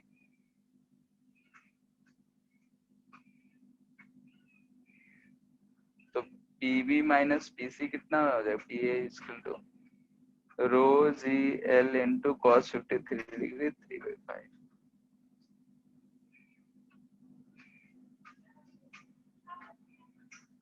ठीक है, जैसे बात समझ आए कि यहाँ पे इधर की तरफ दे रखा है, लेकिन इस हॉरिजेंटल लाइन पे जो प्रेशर होगा सेम होगा, और अब वर्टिकल डायरेक्शन में हम जा रहे हैं तो प्रेशर बढ़ रहा है, तो हम सी का प्रेशर फाइंड कर लेंगे, तो बी का प्रेशर हमको मिल जाएगा, और इस तरीके से हम लिख लिए।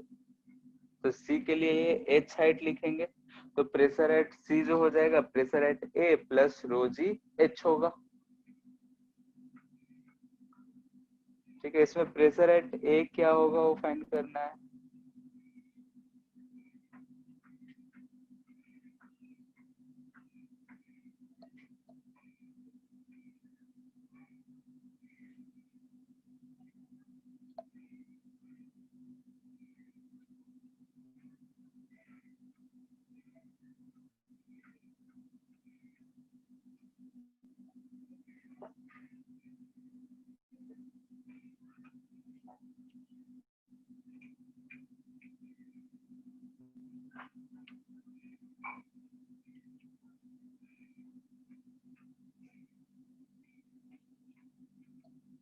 बोलो क्या आएगा प्रेशर एट ए, इधर एटमॉस्फेरिक प्रेशर पी नॉट, तो यहाँ से जब हम H1 हाइट नीचे आएंगे तो इस पॉइंट का प्रेशर क्या लिखेंगे, देखो P not plus rho G H1, यहाँ का प्रेशर सेम होगा। यहाँ ऊपर जा रहे हैं तो प्रेशर एट ए ध्यान से देखो क्या लिखेंगे, P not plus rho G H1 minus rho G H2, क्योंकि ऊपर जा रहे हैं, ऊपर जा रहे हैं तो घट रहा है, नीचे आ रहे हैं तो बढ़ रहा है। ठीक है, तो इसको एक हाइट डिफरेंस की वजह की तरफ से भी लिख सकते थे, लेकिन हम ऐसे ही लिखेंगे। सब आसान आसान सवाल है, सबको फटाफट सॉल्व करते जाओ।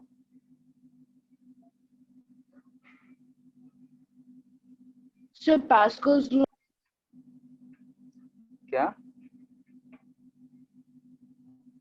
हेलो,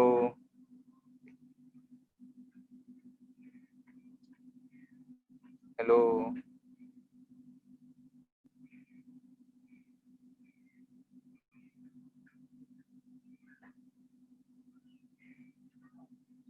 क्या बोले अद्वैय?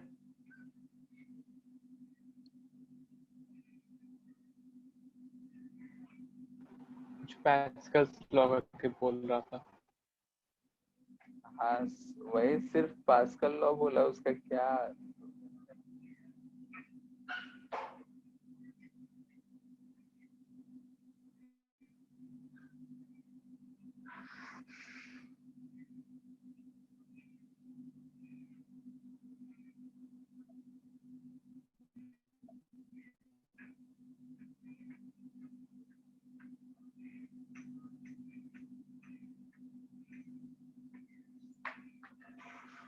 ठीक है, एल एल है, यहाँ पे बीच में स्टॉप लगा है, दोनों जो लिक्विड है इमिसिबल लिक्विड है।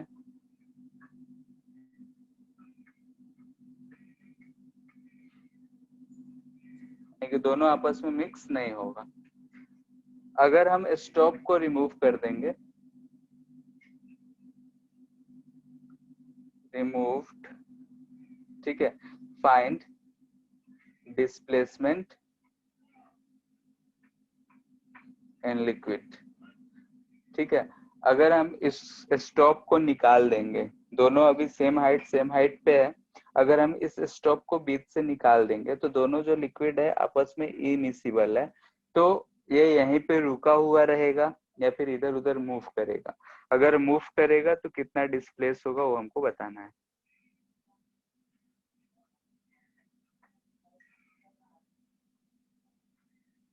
तो एक बताते हैं कैसे करेंगे।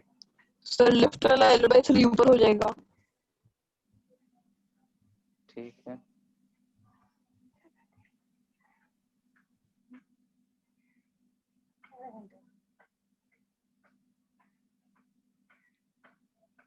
ठीक है, मान लेते हैं कि ये जो है इसका इक्विलिब्रियम पोजीशन आ गया। देखो यहाँ पे इसका डेंसिटी 2 रो है, इसका डेंसिटी रो है, तो जो हैवी होगा, जिसका डेंसिटी ज्यादा होता है वो हैवी मानते हैं, तो इसका वेट इधर ज्यादा लग रहा होगा तो इसको इधर की तरफ धक्का देगा। नहीं समझ में आ रहा है फिर भी हम इधर की तरफ मान लेते हैं, मूव कर दिया। ठीक है, तो ये यहाँ से यहाँ तक आया। ठीक है, यानी कि पहले यहाँ था, ये x डिस्प्लेस कर गया, यानी कि ये बचा होगा हमारा L माइनस एक्स। तो जो दूसरा लिक्विड है, जो सेकेंड लिक्विड है, वो हमारा इधर कितना चढ़ा होगा, तो L प्लस एक्स गया होगा, क्योंकि फर्स्ट लिक्विड x नीचे आया तो सेकेंड लिक्विड x मूव करा होगा। ठीक है, अब ये इक्विलिब्रियम कंडीशन है, यानी कि इस पॉइंट का और इस पॉइंट का, यानी कि पॉइंट A और पॉइंट B, दोनों पॉइंट का प्रेशर जो होगा सेम होगा, यानी कि PA इक्वल टू जो होगा वो PB के बराबर होगा। ठीक है, यहाँ से हम बोल सकते हैं कि PA जो होगा वो PB के बराबर होगा।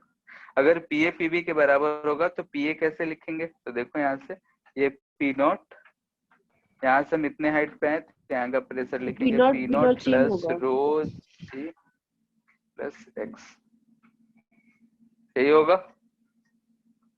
और यहाँ का प्रेशर लिखेंगे तो यहाँ P नॉट है, और यहाँ से यहाँ है, यहाँ का प्रेशर लिखेंगे तो P नॉट प्लस रो जी अच्छा 2 रो जी L माइनस एक्स होगा। अब ये दोनों आपस में क्या होना चाहिए, बराबर। तो बराबर होना चाहिए, तो पी नॉट कर दिया, एक्स को सॉल्व करेंगे तो L/3 आ जाएगा, यानी कि जो लेफ्ट वाला है L/3 से ऊपर चला जाएगा।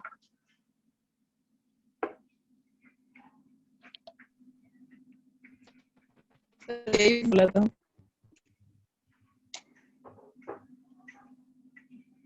ठीक है, अब आ गया। तो वैसे ही एक क्वेश्चन और दे रहे हैं।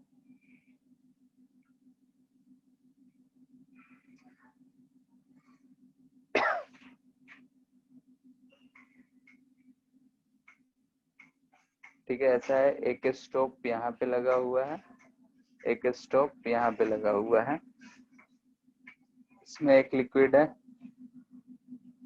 इसमें एक दूसरा लिक्विड है, और एक लिक्विड इधर दे रखा है। ठीक है, ये भी L हाइट ऊपर है, ये भी L हाइट तक ही है। ठीक है, बोथ स्टॉप्स को हटा दे रहे हैं, तो डिस्प्लेसमेंट फाइंड करना है। इसका डेंसिटी रो है, इसका डेंसिटी 2 रो है, और इसका डेंसिटी 3 रो है।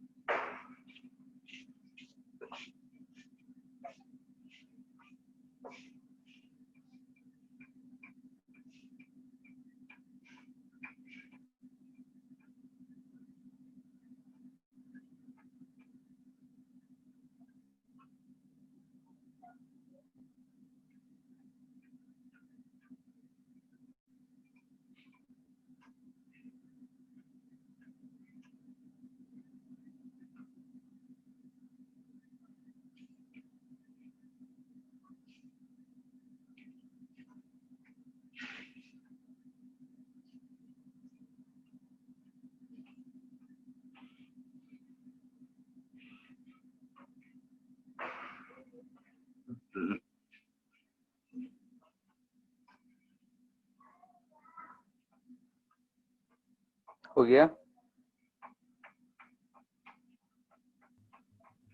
Sir 2 second sir.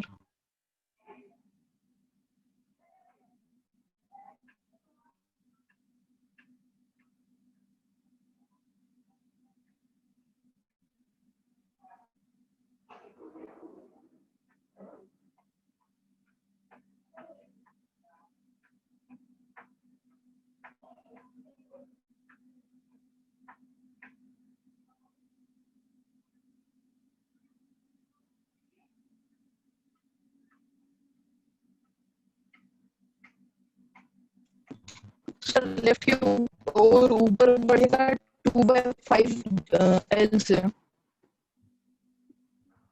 सर ठीक है, हाँ सर लेफ्ट की ओर मतलब कि ऊपर बढ़ेगा 2/5 G L से 2/5 L। Yes sir 2L/5। ठीक है, सबका आ गया। ज्योत्सना, अद्वय, क्या करना है कि इन दोनों पॉइंट्स का फिर से प्रेशर इक्वेट कर देना है। तो यहाँ से हम देख रहे हैं कि यहाँ पी नॉट है, यहाँ से यहाँ आएंगे तो यहाँ का हो जाएगा P not plus rho G L, और जब यहाँ से यहाँ आएंगे तो यहाँ आएगा P not plus rho G L plus 2 rho X. इधर की तरफ अगर देखेंगे तो यहाँ पी नॉट है, यहाँ से यहाँ है, इस जगह का हम प्रेशर लिखेंगे P not plus 3 rho G L minus X. इन दोनों को इक्वेट कर देंगे, एक्स का वैल्यू आ जाएगा, कितना आ जा रहा है 12/5। जो भी आ रहा है सॉल्व कर लेना है। ठीक है, इतना ही आ रहा है।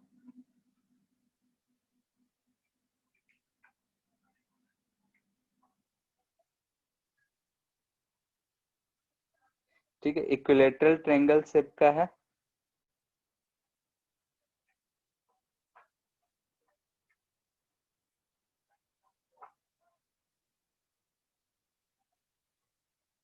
ठीक है, इक्विलिब्रियम में ऐसा कुछ दे रखा है।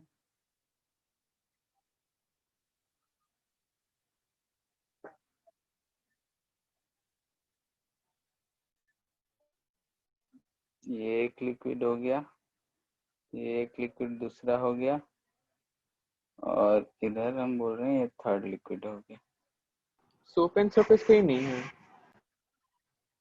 नहीं,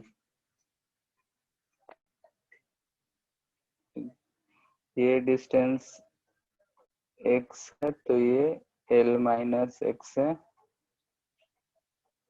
ठीक है, तो ये x हो जाएगा।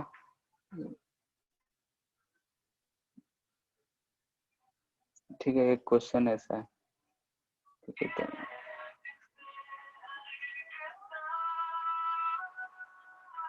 ठीक है, यानी कि सबका लेंथ एल एल एल ही था, ये इक्विलिब्रियम का कंडीशन दे रखा है, यानी कि पहले ऐसा ही था तो ये इक्विलिब्रियम कंडीशन है। ठीक है,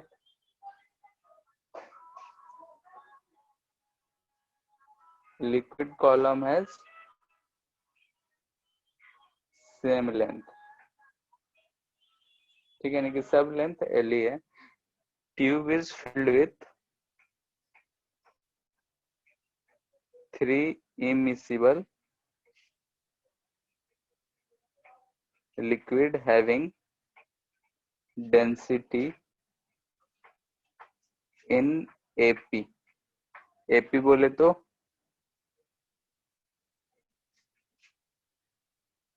अरिथमेटिक प्रोग्रेशन। AP क्या होगा बता। ठीक है, ये x दे रखा है तो ये l माइनस एक्स है, तो ये भी x होगा, ये l माइनस एक्स होगा, तो फिर से ये x होगा और ये l माइनस एक्स। ठीक है, डेंसिटी जो दे रखा है वो एपी में दे रखा है, खुद से डिसाइड करना है कौन किसी को ज्यादा कम जैसे मानना है मानो।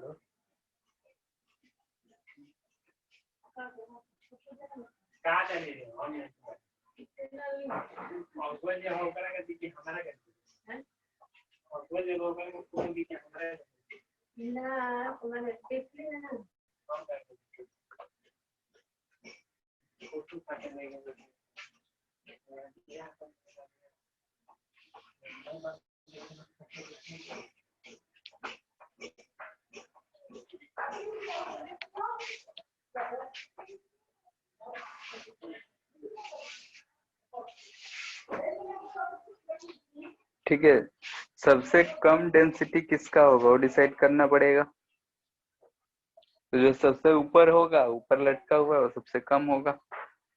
ठीक है, तो इसको मान लो डेंसिटी इसका रो।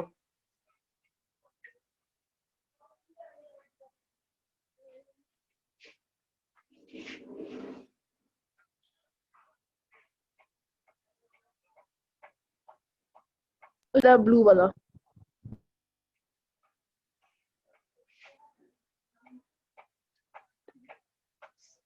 सबसे ज्यादा कौन सा होगा, ये वाला होगा, तो इसको हम रो प्लस रो नेट मान रहे हैं और इसको बोल दे रहे हैं रो माइनस रो नॉट। ठीक है, तो ये तीनों का हो गया। अब इसके बाद क्या काम करना है, ये दो पॉइंट्स जो है हमारे ए पॉइंट और बी तो पॉइंट, सबसे कम जो है ब्लू वाला हो गया, क्या क्योंकि अब रो से माइनस, फिर तो सबसे हल्का ब्लू वाला हो गया क्योंकि अब रो से रो नॉट माइनस कर दिया। अच्छा सबसे हल्का तो फिर ब्लू वाला होना सर, सबसे कम डेंसिटी से। अच्छा, हाँ, तो ये सबसे हल्का हो जाएगा,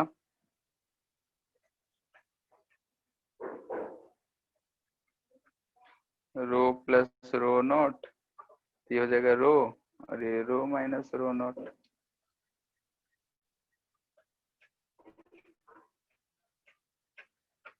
नहीं, सबसे कम है,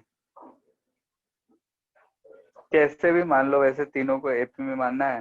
ये रो प्लस रो नॉट तीनों सीक्वेंस में होना चाहिए, ये देख लो, तो इसको रो बोले हैं, सीक्वेंस में नहीं आ रहा है। ठीक है, इसको रो प्लस रो नॉट सीक्वेंस में रो है, इधर रो। ठीक है, सीक्वेंस ही ना होगा, रो प्लस रो नॉट इसी सीक्वेंस में होना चाहिए। रो माइनस रो नॉट रो और रो प्लस रो नॉट। हाँ ठीक है, यहाँ पे एल माइनस एक्स हम इसको कम मान रहे हैं तो इसको ज्यादा मान सकते हैं, इसको कैसे भी मानो कोई फर्क नहीं पड़ता है। मोस्टली है कि हमारा ये सीक्वेंस फॉलो होना चाहिए। ठीक है, और समझ में आ जा रहा है तो ठीक है, क्योंकि एपी है तो एपी में है तो सेम सीक्वेंस में रखना होगा। बाकी अब हमको क्या काम करना है, pressure at A equal to pressure at B कर देना है, आंसर हो जाएगा।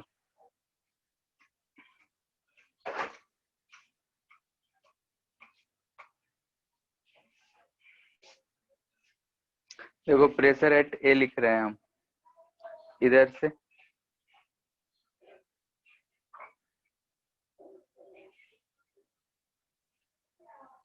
यहाँ का कुछ भी प्रेशर होगा तो इसको हम जीरो ही मान रहे हैं, इस पॉइंट का, टॉप मोस्ट पॉइंट का। तो इस पॉइंट पे आएंगे तो वहां लिखेंगे rho minus rho naught L minus x g into cos of, नहीं ये लेंथ हो जाएगा L minus g theta 30 degree यानी कि साइन ऑफ 60 डिग्री। ठीक है, जैसे ऐसा दिख रहा है हमको, ये एल माइनस एक्स है तो हमको ये हाइट लेना पड़ेगा। तो हाइट क्या हो जाएगा, ये एंगल 60 डिग्री इक्विलेटरल ट्रायंगल है तो फिर एच इक्वल टू हो जाएगा L minus x sine 60 degree. इतना प्लस इस वाले लिक्विड के लिए लिखेंगे तो लिखेंगे rho plus rho naught g into x sine 60 degree. ठीक है, और रो एट बी इसी तरीके से लिखेंगे। तो यहाँ पे यहाँ से यहाँ आएंगे तो यहाँ का तो हम जीरो मान लिए हैं तो लिखेंगे रो माइनस रो नॉट। हाँ क्या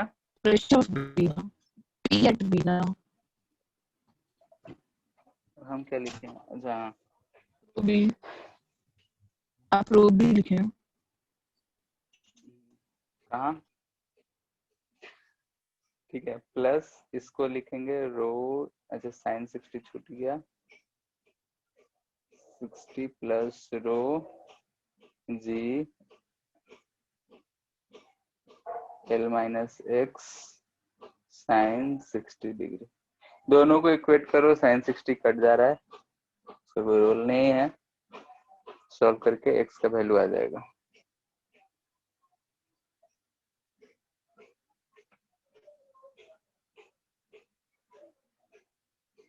साइन 60 और एक्स तो कट गया, since row A equal to row B, तो यहाँ से हमको क्या मिल जाएगा, P A equals to P B.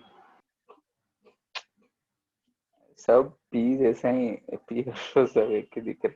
P A equal to P B है तो यहाँ से जी और साइन 60 तो कट जाएगा, सॉल्व कर लो। Rho minus rho naught L minus x plus rho naught x equal to rho minus rho naught x plus rho L minus x lies that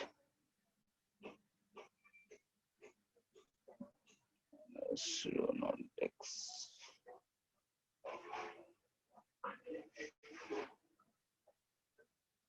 L ज्यादा माइनस ही एक्स दिमाग खराब हो रहा है इस क्वेश्चन में। क्या, ज्यादा ही कैलकुलेशन नहीं है सर इसमें।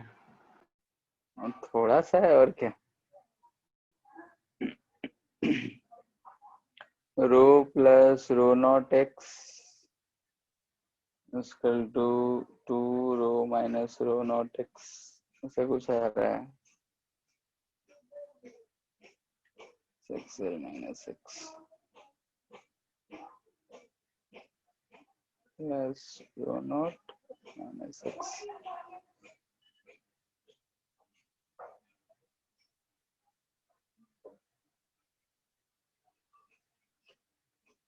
सॉल्व करो खुद से।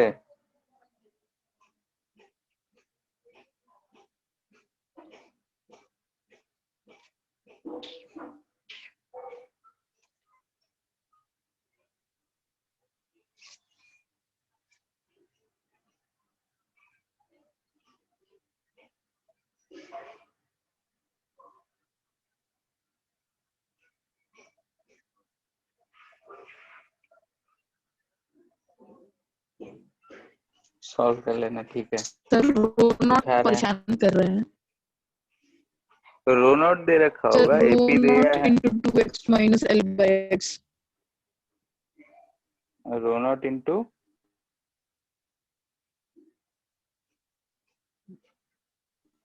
ठीक है, रो नॉट 2x दिया हुआ माइनस है, एल बाई रो। एपी है तो एपी का कॉमन डिफरेंस रो नॉट दे रखा है, ठीक है।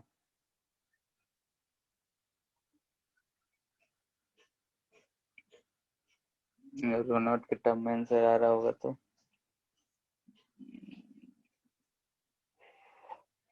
यहाँ से देख रहे हैं तो rho into L minus x, तो rho into L minus x cut जाएगा, तो हो सकता है रो प्लस रो नॉट, तोड़ते ही हैं, ठीक है, minus rho naught L plus rho naught x plus rho x plus rho naught x equal to cut जाएगा rho x minus rho naught x. L/3 आ रहा है x। ठीक है, तो ये इससे कट गया,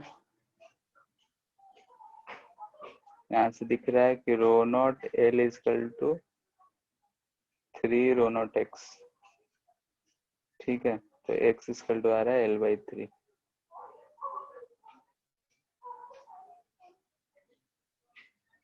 ठीक है, एक्स इक्वल टू L/3 आ रहा है, रो नॉट का भी जरूरत नहीं है।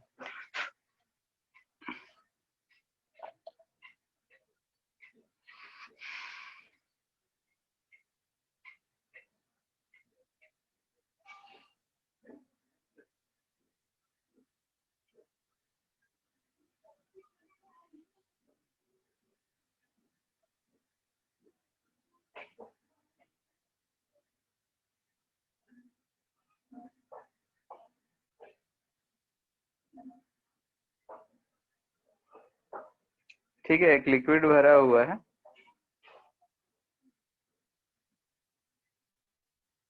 कुछ हाइट दे रखा है, ठीक है, सब एल ही हाइट है, ये थिकनेस को, ये जो थिकनेस है ये एल ही लगभग मान के चलना है, ये थिकनेस बहुत कम है, दिखाने के लिए भले हम ज्यादा ले रखे हैं लेकिन पाइप का थिकनेस कम लेना है। ये एल है, ये भी एल है, ये भी एल है और ये भी एल है। अगर हम इसको यहाँ से ओमेगा से रोटेट करें, ठीक है, तो हमको फाइंड करना है ओमेगा मिनिमम कितना होगा, सो डैट मिडिल लाइन, ठीक है, मिडिल मिडिल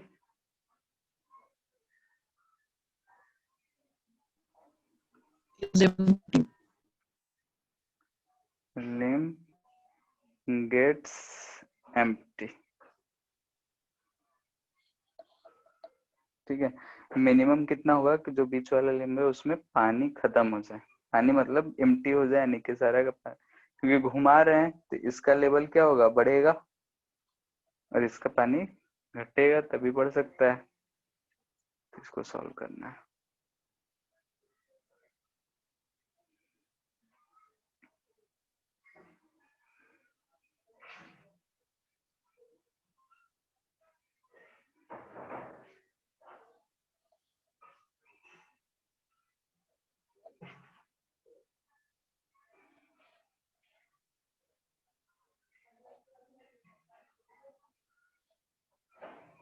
तो बीच वाले का भी हाइट L है।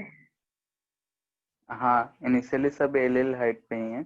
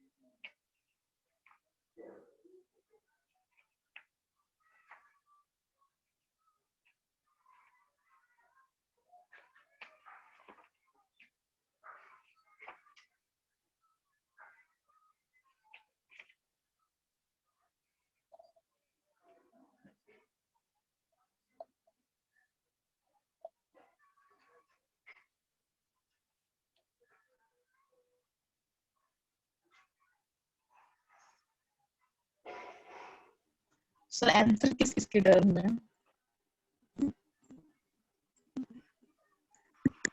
L0 इसी टर्म में होगा।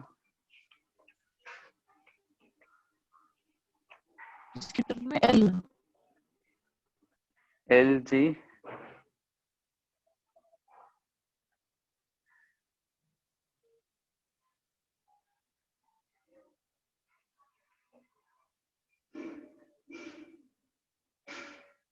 ठीक है, दोनों जो है इक्विवेलेंट है, LL दूरी पे है, तो ये जो पानी इसमें चढ़ गया होगा, पहले से L लेंथ था इसका आधा, यानी कि 3L/2 हो गया होगा। ये भी कितना हो गया होगा? 3L/2। इसमें कोई दिक्कत?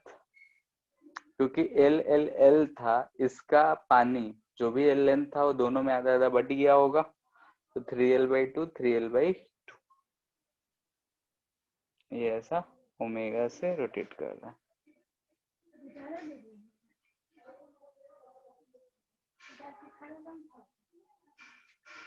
ठीक है, तो अगर हम इस पॉइंट का प्रेशर लिखेंगे, ये पॉइंट अगर ए है तो प्रेशर एट ए अगर लिखेंगे तो क्या लिखेंगे बताओ? P0 plus P0 plus rho into 3L/2। ठीक है, अब इस रोटेशन की वजह से ये रोटेट कर रहा है, तो इसकी वजह से भी कुछ यहाँ प्रेशर होगा। तो ड्यू टू रोटेशन अगर हम उस पॉइंट पे प्रेशर फाइंड कर लें तो हम इसको इक्वेट करके फाइंड कर सकते हैं। तो ड्यू टू रोटेशन कैसे फाइंड करेंगे? तो यहाँ से हम क्या करेंगे, एक छोटा सा एलिमेंट ले लेंगे। यूज होगा इन ऑन डायरेक्शंस इक्वल होता है। क्या? सो ये यूज करेंगे, pressure in all directions equal होता है। तो ऑल डायरेक्शन इक्वल तो करेंगे, तो जैसे इस पॉइंट पे करेंगे तो हर जगह से तो सेम ही आएगा ना। तो रोटेशन की वजह से भी तो होगा कुछ प्रेशर, और रोटेशन की वजह से अगर पानी रोटेट कर रहा है तो इस केस में हम हॉरिजॉन्टल लेवल पे एज्यूम कर सकते हैं क्या कि प्रेशर इक्वल होगा? नहीं कर सकते हैं, हॉरिजॉन्टल लेवल पे प्रेशर इक्वल नहीं होगा। क्यों? क्योंकि इस लाइन में देखेंगे तो पानी जो है इधर की तरफ ज्यादा प्रेशर होगा, यानी कि इस एक्सिस से जितना दूर जाएंगे उतना ही प्रेशर बढ़ेगा, क्योंकि ज्यादा लिक्विड उसको प्रेस कर रहा होगा। ठीक है, उसको नेक्स्ट क्लास में और क्लियर होगा जब एक्सेलरेट कराएंगे। तो फिलहाल अगर इतना है तो इस चीज का अगर हम एक्सेलरेशन मतलब इस पॉइंट का प्रेशर फाइंड करना चाहते हैं तो प्रेशर वहां का कैसे लिखेंगे बोलो?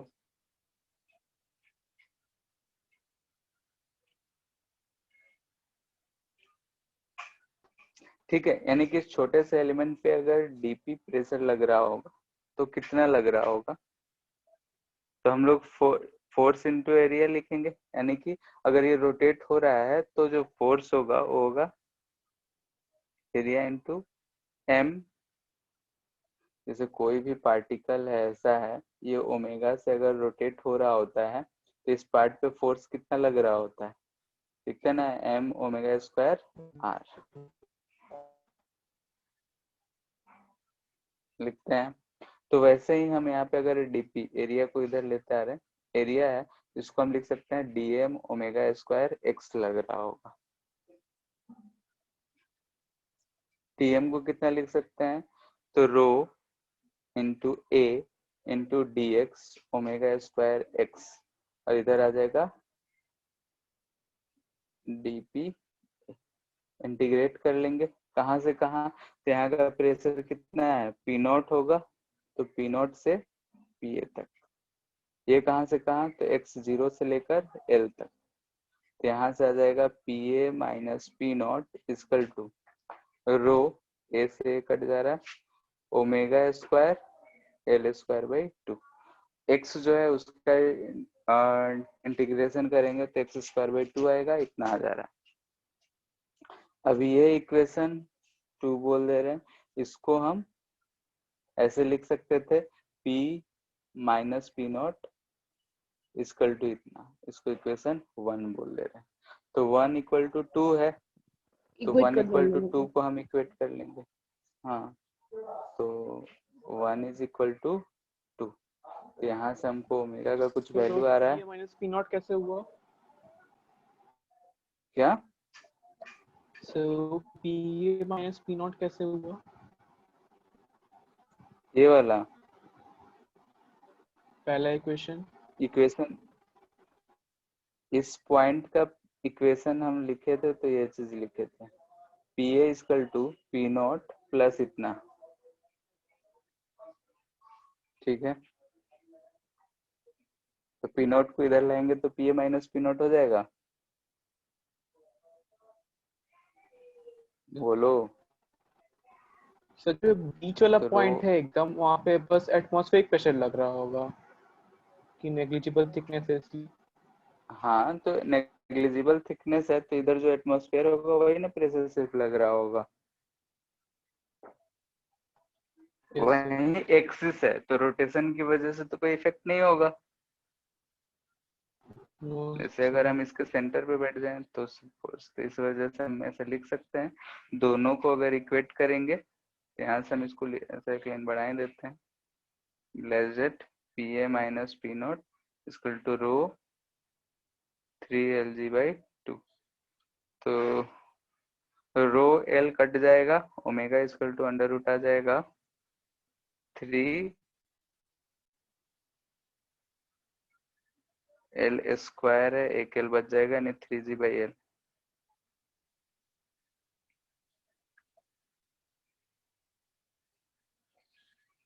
ठीक है, तो ऐसा दे रखा होगा, इस चीज को नेक्स्ट क्लास में और क्लियर हो जाएगा जब हम एक्सेलरेशन हॉरिजॉन्टल एक्सेलरेशन पढ़ लेंगे तो, ठीक है, नहीं बर्नौली बोल रहे हैं, आर्किमिडीज प्रिंसिपल, फोर्सेस, ये सब सर देखने के बाद, आंसर √3g/l है क्या? नहीं ना, √3g/l, हाँ ठीक है। तो नेक्स्ट क्लास में हम लोग इसी चीज को आगे देखेंगे, इसी चीज पे बेस्ड है बैरोमीटर, मैनोमीटर, फिर फोर्स ऑन द वॉल कितना लग रहा होगा, तो उन सब चीजों को हम लोग नेक्स्ट क्लास में कैलकुलेट करेंगे कि अगर कोई भी पानी किसी वाल में कंटेनर में रखे हैं तो साइड वाल्स पे कितना फोर्स लग रहा होगा, कितना टॉर्क लग रहा होगा, तो सब चीजें हम लोग नेक्स्ट क्लास में कैलकुलेट करेंगे। उसके बाद आर्किमिडीज प्रिंसिपल यानी बुयांसी फोर्स वाला कंसेप्ट और वो खत्म होगा, तो फिर एक्सेलरेटिंग बॉडी, यानी कि अगर पानी रख के हम उसको हॉरिजॉन्टल या वर्टिकल एक्सेलरेट करेंगे तब क्या होगा, और ये सारे चीजें खत्म होने के बाद हम लोग शुरू करेंगे कि पानी अगर किसी कंटेनर से बहने लगे, यानी कि डायनेमिक शुरू होगा। तो अभी जो पोर्शन चलेगा 1-2 दिन वो स्टैटिक का ही चलेगा, ठीक है, ठीक है, आज इतना ही रहने देते हैं, बाकी अब नेक्स्ट क्लास में। कल भी तुम लोग का क्लास शाम में ही लगा है, 1 बजे से खाली हो क्या तुम लोग? नहीं सर। क्लास है? का अच्छा, ठीक है, वही शाम वाले में डेली दिक्कत हो रहा है। देखते हैं क्या होता है। तुम लोग का सर क्या दिन दिक्कत? एक क्लास में शाम में नेटवर्क प्रॉब्लम हो रहा है ना, डेली हो रहा है 4-5 दिन से। यस तो वही सोच रहे थे तुम लोग का क्लास दोपहर में रखने का। सर, सुबह सुबह नेट सबसे तेज चलता है। हाँ जैसे आज हुआ, आज एक बार भी कोई 4-5 प्रॉब्लम बजे नहीं करा हुआ। दीजिए सर सुबह को। तो मेरा 3:30 से 6:30 तक तो है ही 12th में। सुबह का यस बात कर सर, रहे हैं। 4-5 बजे बाद मेरी क्लास। सुबह हाँ सर, रात में लग 5:30 जाता है। बजे। Yes sir. रात में तो वही दिक्कत आएगा। ठीक है। अच्छा सुबह सुबह में तुम लोग कब फ्री हो? नहीं सर, 5:30 बजे बहुत अच्छे नेट चलता है। यस सर, 5 बजे 5:30 लगा दीजिए ना, बजे? बहुत बड़ा नेट चलता है उस समय। नेट तो अभी भी 7 बजे एक से बार पहले और 10 बजे नो के सर। बाद। उतना सुबह में उठेगा कौन? उठ जाएंगे सर हम लोग। ठीक है, उठ मैं के भी पढ़ उठ सकता लेना। हूँ, कोई जगह दे बस। उठने को तो उठ ही जाएंगे, लेकिन सुबह सुबह ऐसे ही आधे नींद में ही रहते हैं। दोपहर में नहीं खाली हो? जैसे 1 बजे केमिस्ट्री क्लास लगा हुआ है ना 3 दिन शायद। सर 1:30 से लगता है केमिस्ट्री 1 क्लास। बजे हाँ खाली है। सर 1:30 से लगा दीजिए सर तो कल क्या सर बोल मंडे रहे थे कि को। मंडे को 21 को क्लास लगाएंगे सर, हो सकता है ऐसा सर ठीक बोले है थे। बात। लेकिन इस लगाया मंडे को तो नहीं लगाया है। रूटीन आ गया है। हाँ ठीक है, तो बात सर करके वजह से कल हम तो आप चेंज करा सकते करवाना हैं चाह रहे 1:30 बजे से। हैं। ठीक है, तो 1:30 से रहेगा ना? ठीक है। कल रख दीजिए। ठीक है, हम वहाँ भी बात मतलब कंफर्म कर लेते हैं, उसके बाद तुम लोग को मैसेज कर देंगे। ठीक है, और डेली का सोच रहे हैं कि 1:30 से ही करा लें। शाम वाले में फिर दिक्कत होता है, तो उस समय ऐसे भी फिर 2-3 बार जहाँ कटा तो वो माइंड भी काम नहीं करता है। चलो ठीक है, फिर आज के लिए इतना ही एंड कर रहे हैं। Thank you sir. Thank you sir. फिर तो